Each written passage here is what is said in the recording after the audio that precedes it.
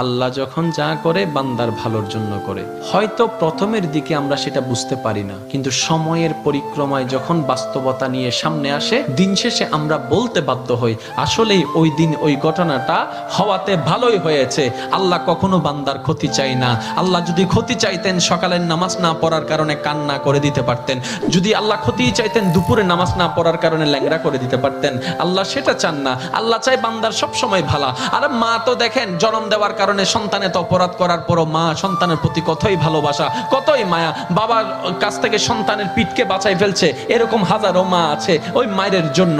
কিন্তু আল্লাহ পাক রব্বুল আলামিন বান্দার উপর কতটুক ভালোবাসে দিয়েছেন সেটা আমরা বান্দারা বুঝতে পারি নাই বলে শয়তানের ফাঁদে বারবার পা দিয়ে আটকাই যাচ্ছি। মনে রাখবেন, মনের মধ্যে কথাটা বসাই ফেলবেন, আল্লাহ যখন যা করে বান্দার ভালোর জন্যই করে।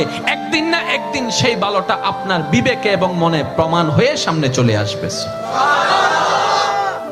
আমি বুঝাতে চাচ্ছি আমাদের সাথে সবচেয়ে কানেকশন কার বেশি ভালো থাকতে হবে, বান্দা হিসেবে আল্লাহর, উম্মত হিসেবে নবী রাহমাতুল লিল আলামিনের। এখানের ভিতর যে কেউ চাইলে জীবন সাজাই ফেলতে পারবে। আমি বলছি যে কেউ, anybody, you can do it, not impossible. Because impossible শব্দটাকে যদি একদম ভালো করে গভীরভাবে দেখেন, সেখানের ভিতর আপনি আশ্চর্যভাবে একটা জিনিস দেখবেন, ইম্পসিবল।